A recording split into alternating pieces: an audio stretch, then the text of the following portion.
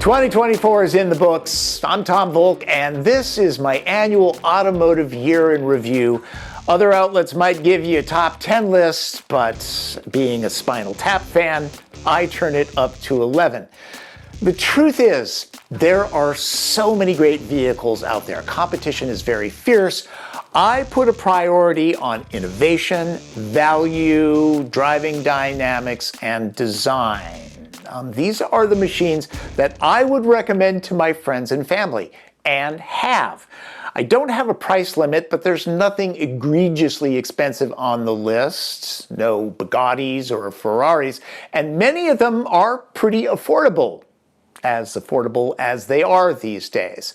And I'm not going into detail, these are just snippets. If you really want the full enchilada, go to my video reviews. And if I can suggest a New Year's resolution, other than checking your tire pressure and your oil level, subscribe to the channel, okay? Click notifications. It's a lot easier than losing that 10 pounds. I would know. All right, let's get into it. I've said time and again that electrification is perfect for premium brands. Cadillac Lyriq is a prime example. It's powerful and smooth as a politician. Heading out for dinner? This provides the show. Very roomy too. In cooler temps, I saw over 280 miles of real-world range with the all-wheel drive sport trim. It does not have the charge speed of Porsche Macan EV or Genesis GV60, and I wish the interior tone could be turned off. But it's a great value with refinement and its own style. No wonder Lyriq is the best-selling luxury EV on the market.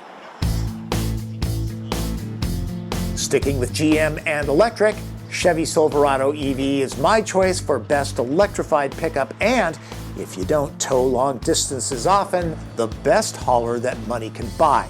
Personally, I prefer the GMC Sierra version styling and premium cabin, but both offer transformer-like utility with a folding midgate, a giant frunk, and this trick tailgate that leads to a very useful bed. Powerful?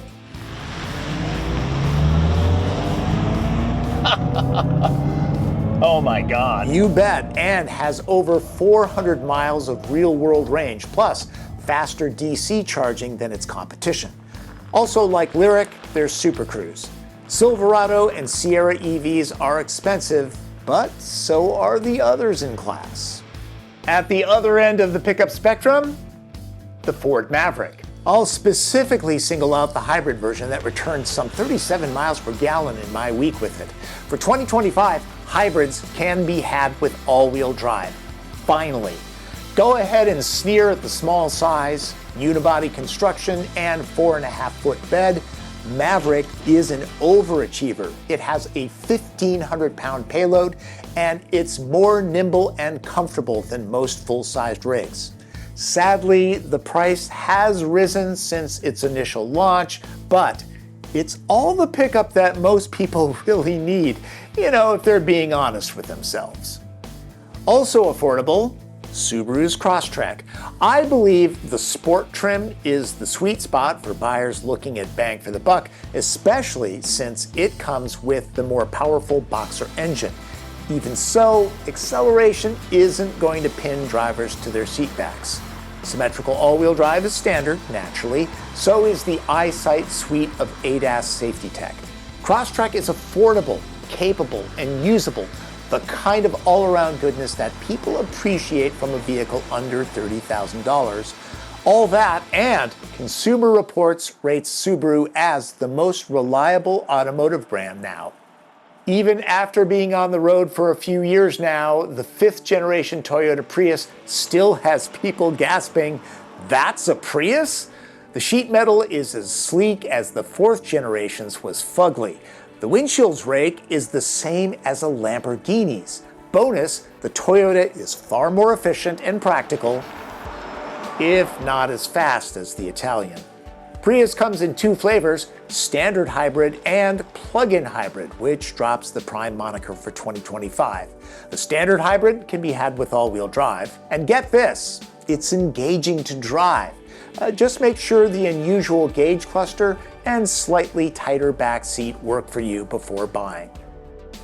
Resembling the box it was shipped in, Hyundai Santa Fe isn't just a roomy family hauler. It has more H Easter eggs than any car on the market. Available in both gas-only and hybrid powertrains, the hip-to-be-square form factor results in loads of passenger and cargo space. The long, flat floor is perfect for people that camp in their cars. Packed with value and ADAS safety tech, Santa Fe is ideal for those that occasionally need 3 rows but prefer their SUVs on the trim side. The calligraphy trim shown here bumps up against the Genesis brand in terms of features and materials. Anecdotally, my brother bought a Santa Fe and gushes about it. For schlepping family and cargo, nothing beats a van. I'm just trying to help out here.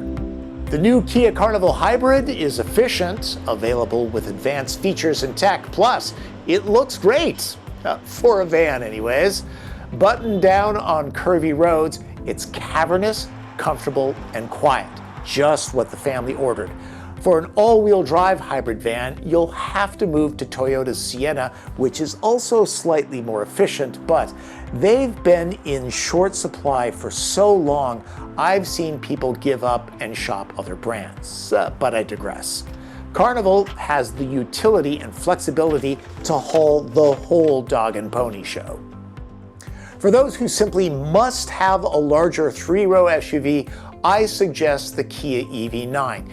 It's an electric vehicle that's powerful and roomy. Like Santa Fe's box shape, it makes efficient use of interior space.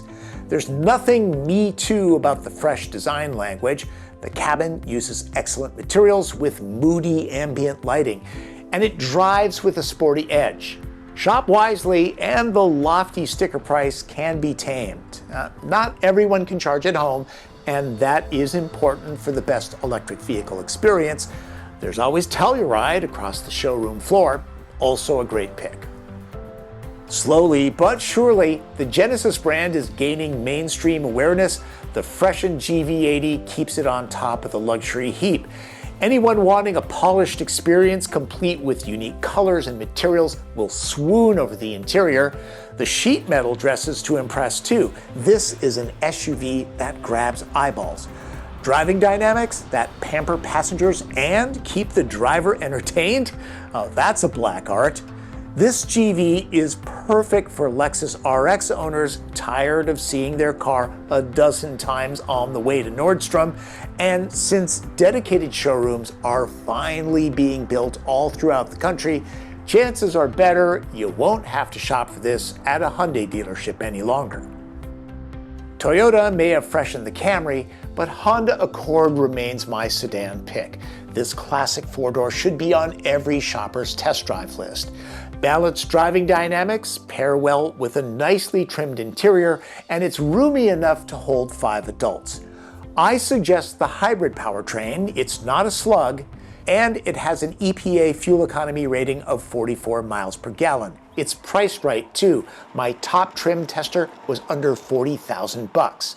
The 11th generation styling is a little bland compared to the outgoing model, and it can't be had with all-wheel drive, but Accord just keeps on winning. If it's too large for your garage, well, there's always Honda Civic. Last but not least, my pick for Vehicle of the Year, the Hyundai IONIQ 5N. It has all the utility and DC fast charging speed of the civilian IONIQ 5, then gains exotic car handling and performance superpowers. The simulated shifts and engine note have to be experienced to be appreciated. Don't like them? Simply turn them off. The beauty of the 5N is it can be set up to satisfy nearly any driver. Suspension, throttle response, recuperation, and so much more can be altered and then stored into memory. I do find the cockpit kind of Spartan, especially considering the manual seats, and I wish a sunroof and head-up display were offered in the US. They are in other markets. But I wasn't halfway around my first lap of Laguna Seca when I started thinking, this is a vehicle I could be very happy with. This list might not be perfect for everybody, but it's definitely what I know. I'm just one guy. I can't drive everything. There are only so many vehicles that I can review in a year, so many videos I can produce. Other auto writers are buzzing about the new Volkswagen ID Buzz, the Dodge Charger, Toyota's new Land Cruiser and Crown Signia, plus Porsche has the new Macan EV and updated Taycan. I hope to get to those soon. 2025 looks really interesting. I will be driving the new Toyota 4Runner soon. General Motors has a whole bunch of EVs coming out. The Cadillac Optic, the all-new second-generation Chevy Bolt, plus the Buick Electra. Also, Subaru has hybrids coming, the Forester and the Crosstrek. Plus, Hyundai has new IONIQs, the 9 and the 6N. Looking forward to driving that. Thanks for watching.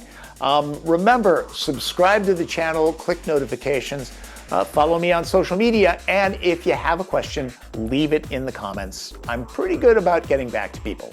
And who knows, I might buy a new pair of Levi's in 2025. Thanks for watching. That's Driven. I'm Tom Volk.